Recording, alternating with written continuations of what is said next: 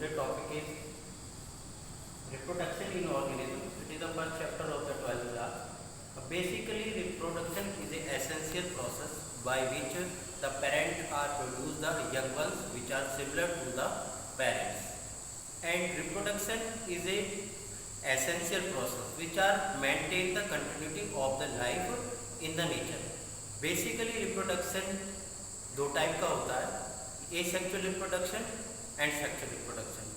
Asexual reproduction means only single parent are involved in this method. Basically, there is no sex organ are present in the asexual mode of reproduction, and it is essential only single parent. The different type of asexual method are discussed here. It is various types such as the fission, budding, fragmentation, spore formation, and so many type of method are present in the asexual mode of reproduction.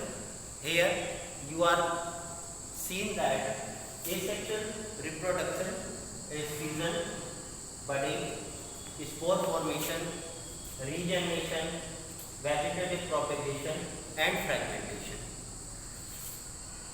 In case of the fission, the two type of method are present, binary fission and the multiple fission.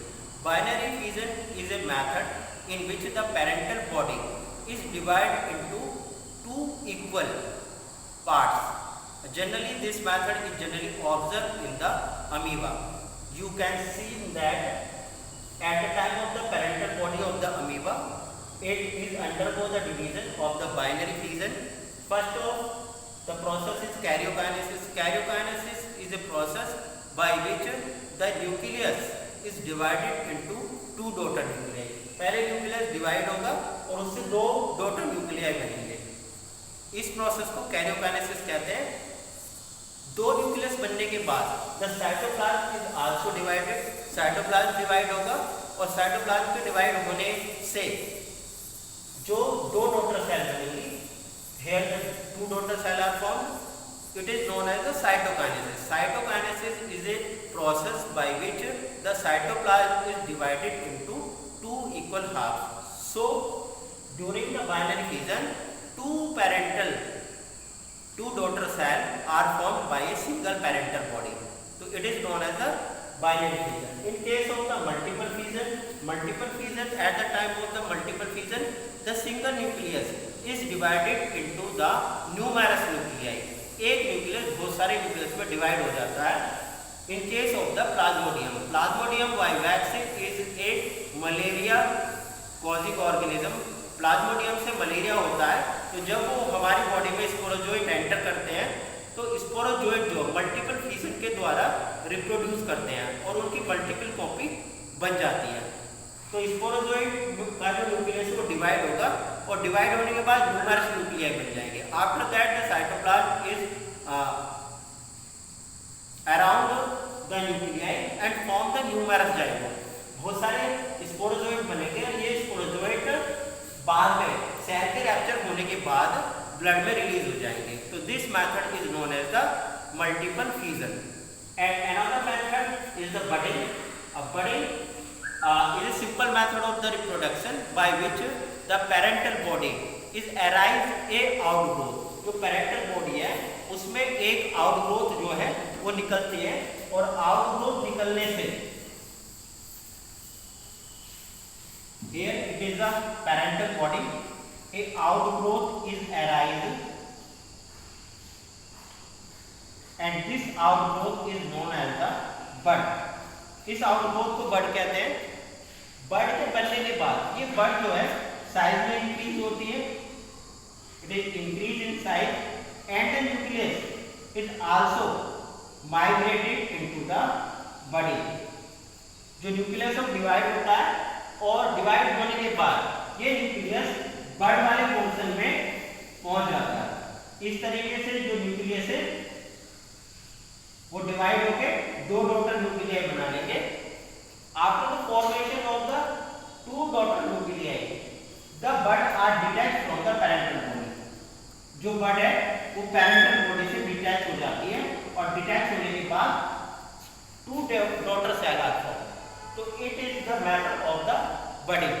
It is also observe in the yeast. ये method जो है yeast में पाया जाता है। It is a fungus, fermenter बोलते हैं इसको, जो कि फर्मेंटेशन वाले प्रोसेस में यूज किया जाता है by the making of the bread and alcoholic beverages. तो saccharomyces is the botanical name of the yeast.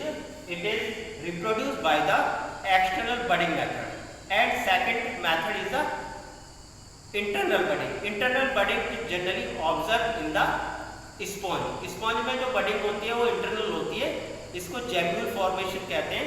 तो gemule formation में क्या होता है, सेल पेरेंटल बॉडी से अलग नहीं होती, जो डॉटर सेल है उसी के साथ जुड़ी रहती है और जुड़ने के बाद जो है वो अपनी साइज को इंक्रीज करते रहते हैं। तो स्पंज में जो बडिंग होती है वो इंटरनल होती है by the gemmule formation.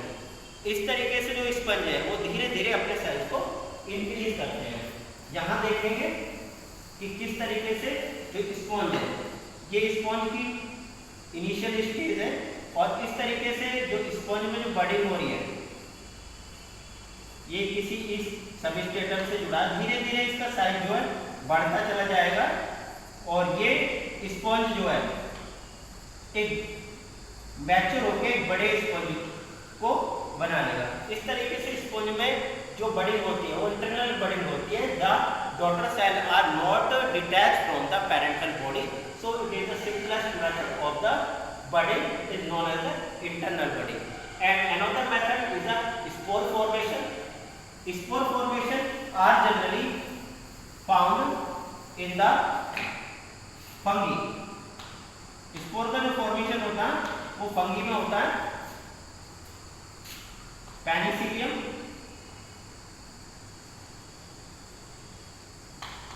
Penicillium notatum. Penicillium notatum is a fungus which are generally reproduced by the conidia formation. तो इसमें कोनिडिया का formation, it is a conidiophore, conidiophore,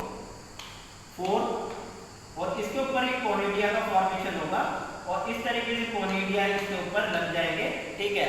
उसके बाद कोनिडिया डिटैच हो जाएंगे, इस तरीके से डिटैच होके ये कोनिडियोस्पोर्स बनाएंगे, कोनिडियोफोर से डिटैच हो जाएंगे। It is method of the spore formation in the Penicillium notatum. Penicillium notatum is a well-known fungus which are generally obtained the antibiotic drug of the penicillin. Penicillin को जो है antibiotic drug है उसको Penicillium notatum से obtain किया गया। तो ये जो कोनिडियोस्पोर्स के द्वारा रिप्रोड्यूस करते हैं, तो it is the asexual method of the reproduction. Another method of the reproduction is a regeneration.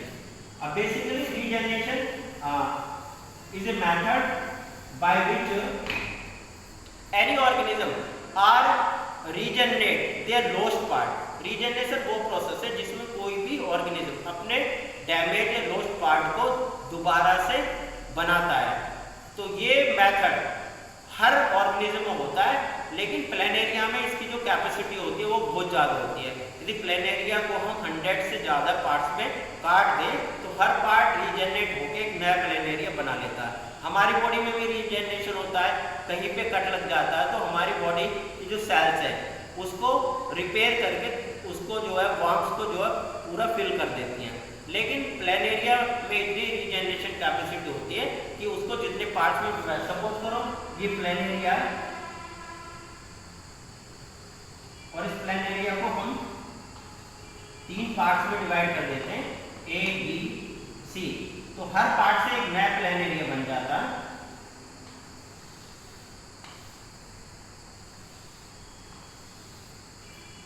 A, B and C also. It is method of the regeneration. So regeneration also observed in the planaria. तो planaria में regeneration होता है। Hydra में भी regeneration capacity बहुत ज़्यादा होती है, वो भी अपने किसी भी लॉस्ट पार्ट को दोबारा से रीजनरेट करके बना लेता है। तो it is the method of the regeneration which are generally found in the every organism, but it is depend on the capacity of the body. That's it.